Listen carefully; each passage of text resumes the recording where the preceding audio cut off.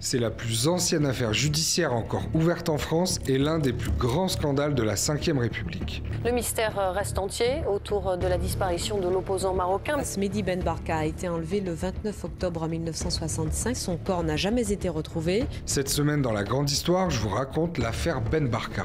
C'est une affaire qui met en cause l'honneur et le prestige de la France. Il est donc inévitable que les rapports franco-marocains en subissent les conséquences.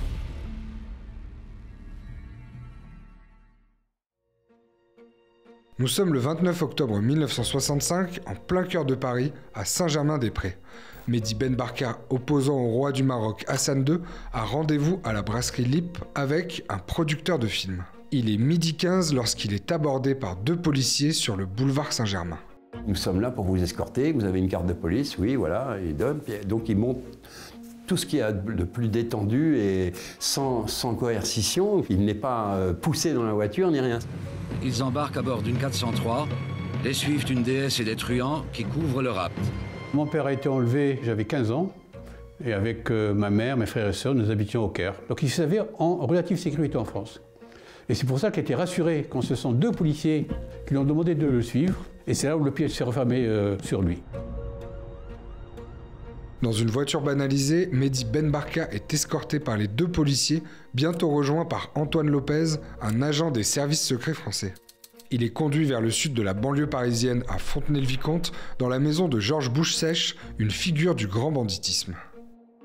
À un moment donné, il dit lui-même qu'il a un autre rendez-vous et il dit « moi je m'en vais ». Et là, il y a Georges Bouche-Sèche qui aurait attrapé Mehdi Ben Barka de façon violente et le secoue. Georges Bouche-Sèche est un peu plus de 2 mètres, une centaine de kilos, un monstre physique par rapport à Mehdi Ben Barka.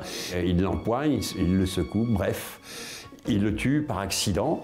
En tout cas, c'est les témoignages qu'on a pour l'instant. Tanger en liesse a accueilli son souverain Si Mohamed Ben Youssef, sultan du Maroc. La visite du sultan à Tanger semble marquer une nouvelle phase de l'évolution du Maroc. L'indépendance du Maroc est officialisée le 2 mars 1956. Contraint à l'exil par la France, le roi Mohamed V retrouve son trône. En 1961, son fils Hassan II est proclamé roi du Maroc. Mon père a été son professeur de mathématiques quand Hassan II était collégien. Mais par la suite, il y a eu des divergences de vues, aussi bien avec le prince héritier Hassan qu'avec le roi Hassan II, dans les choix de développement pour le Maroc. Président de l'Assemblée consultative du Maroc de 1956 à 1959, Mehdi Ben Barka est à l'initiative de nombreuses mobilisations populaires pour la planification de l'économie et l'alphabétisation de la population. Dès la fin des années 50, mon père a été considéré comme le principal opposant au régime de Hassan II, et il a concentré sur sa personne aussi toutes les forces sécuritaires marocaines. Je peux en témoigner, il y avait systématiquement une voiture de police des services sécuritaires marocains qui le suivaient en permanence. En 1962, Mehdi Ben Barka échappe à un attentat maquillé en accident de la route. Sa voiture a été obligée d'être projetée dans un ravin. Et votre frère s'en est tiré, heureusement? Heureusement, oui, avec 3 mois dans le plâtre. Condamné à mort 2 fois par contumace, il part en exil au Caire avec sa famille. En mars 1965, des manifestations populaires à Casablanca sont violemment réprimées.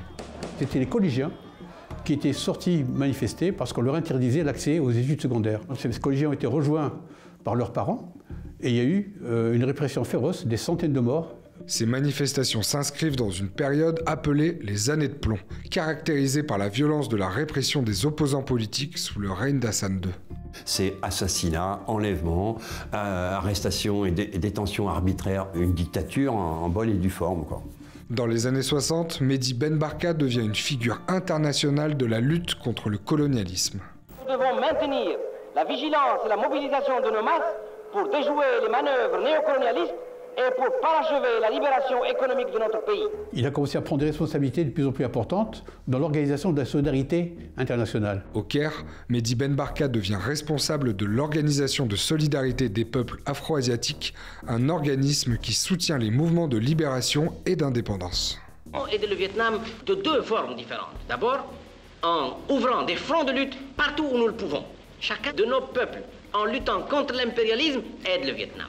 L'engagement international de Mehdi Ben Barka fait de lui une cible. Durant l'année 1965, il participe à l'organisation de la conférence tricontinentale rassemblant les mouvements de libération nationale et les partis révolutionnaires du tiers-monde. L'événement doit se tenir à La Havane au début de l'année 66. Mais Mehdi Ben Barka n'est plus là pour y assister.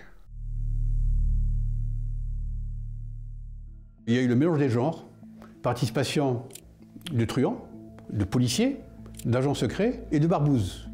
En 1966, un premier procès établit l'enlèvement comme une opération planifiée par les services secrets marocains avec la complicité de policiers et de truands français. Louis Souchon, l'un des 2 policiers impliqués, et Antoine Lopez, l'agent secret français, sont condamnés respectivement à 6 et 8 ans de prison. Les 4 truands qui ont été reconnus, où leur participation ne fait aucun doute, donc Georges Bouchèche, Julien Leny, Jean Palisse et Pierre Dubail.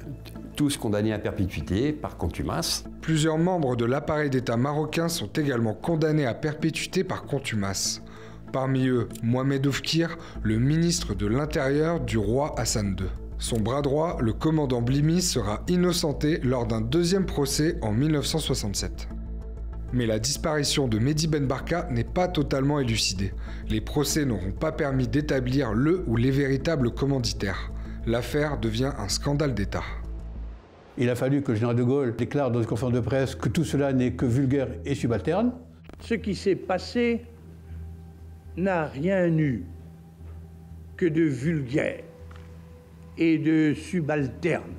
Alors que c'est tout à fait le contraire. Les implications importantes des officiels français, au moins dans la connaissance du crime et dans la couverture des participants de la chape de plomb de la raison d'État, a empêché la justice de faire son travail correctement. Pourquoi n'avez-vous pas jugé bon de donner au peuple français les informations qui lui auraient permis de juger l'action de votre gouvernement dans l'affaire Ben Barka, informations que la presse que vous critiquiez tout à l'heure a dû tenter seule de reconstituer? C'est l'effet de mon inexpérience. La vérité, elle, n'a pas été établie. C'est pour cela qu'en 1975, pour empêcher que le dossier soit totalement enterré, au nom de ma famille, j'ai déposé plainte, cette fois-ci pour enlèvement et assassinat. 60 ans après l'enlèvement, l'enquête est toujours ouverte. Et un mystère demeure, qu'est-il advenu du corps de Mehdi Ben Barka ? Selon le propriétaire de cet étang, est-ce qu'il y a une possibilité matérielle qu'on ait pu immerger un corps ainsi sans qu'il ne s'en rende compte? À mon avis, assez difficile. Difficilement. Après la disparition, les enquêteurs mènent des fouilles dans les étangs de l'Essonne, mais le corps de Mehdi Ben Barka reste introuvable.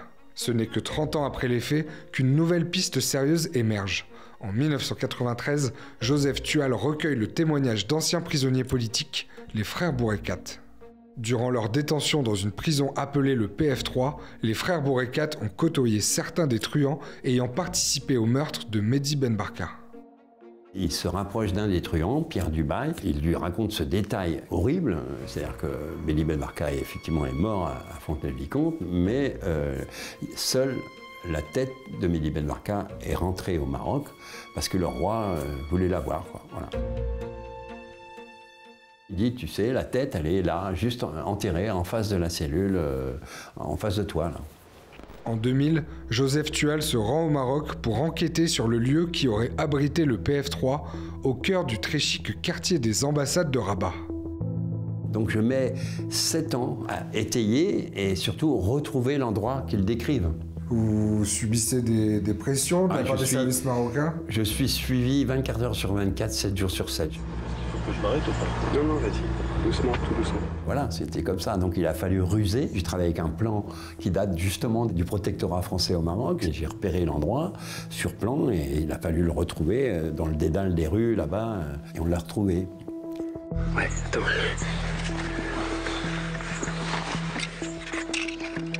Les gravats et les traces sont encore présentes et ça ne fait nul doute que c'est bien là, quoi.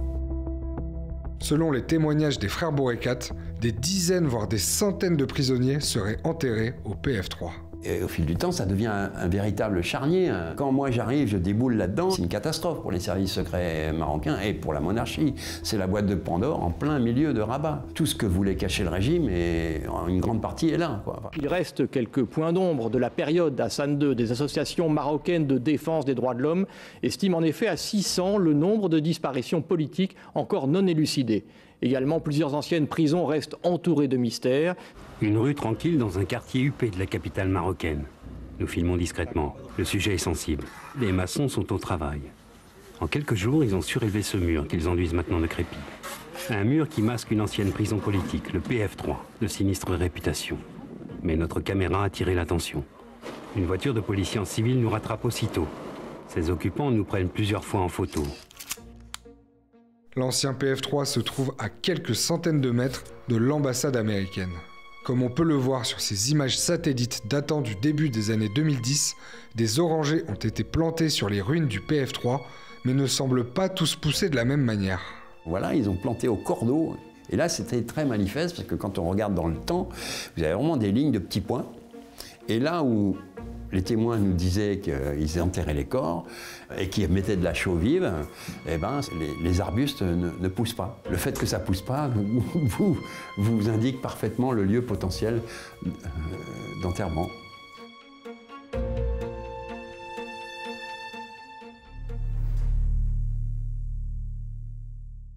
Depuis 1975, 13 juges d'instruction se sont succédés sur cette enquête. Mais les autorités marocaines ont toujours refusé de répondre aux requêtes de la justice française. À la fin des années 90, Mohamed VI succède à son père Hassan II. Cette nouvelle ère laissait entrevoir une amélioration de la coopération, mais aucune avancée concrète n'a suivi. Il est certain que des documents relatifs à la disparition de mon père existent dans les archives des services secrets français. Seulement, il est quasiment impossible de pouvoir les consulter dans leur totalité. En 2007, le juge Ramael, chargé de l'enquête, décide de frapper un grand coup. Il lance des mandats d'arrêt internationaux contre 5 Marocains soupçonnés d'être mêlés à la disparition de Mehdi Ben Barka. Les mandats sont publiés le 22 octobre 2007, jour de la première visite d'État du président Nicolas Sarkozy. Le protocole marocain annule le dîner d'État prévu le soir même. Il salue l'un des mandats d'arrêt, le chef de la gendarmerie royale, le général Ben Slimane, Hosni Ben Slimane. Oui, bah oui. Qu'est-ce que vous voulez? C'est comme ça, c'est pas de chance. Mais c'est une façon aussi de rendre visible enfin le dossier. J'ai écrit au président Macron, sans résultat. Depuis maintenant 60 ans, la justice est empêchée d'avancer par le sacro-saint secret défense.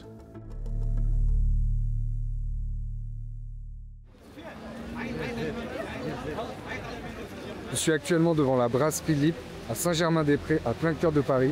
C'est ici que Mehdi Ben Barka a été enlevé le 29 octobre 1965. C'était il y a 60 ans, jour pour jour. Et comme tous les ans, sa famille, des amis, des familles de victimes du règne d'Hassan II se réunissent pour rendre hommage à Mehdi Ben Barka. Comme vous pouvez le voir, il y a beaucoup de monde. Pour nous, famille de victimes, c'est une volonté d'imposer le silence, surtout de la part d'États, se disant de droit, est éminemment insupportable et politiquement inacceptable. Enfin, nous estimons que continuer à faire connaître la vérité dans l'enlèvement et la disparition de Mehdi Ben Barka sera un indicateur de la capacité des deux États, français et marocains, à assumer les dérapages de leurs services et cesser de masquer les dérives de ces derniers, voire parfois couvrir les crimes dans lesquels ils sont impliqués. Merci à vous, bonne soirée à tous et à bientôt.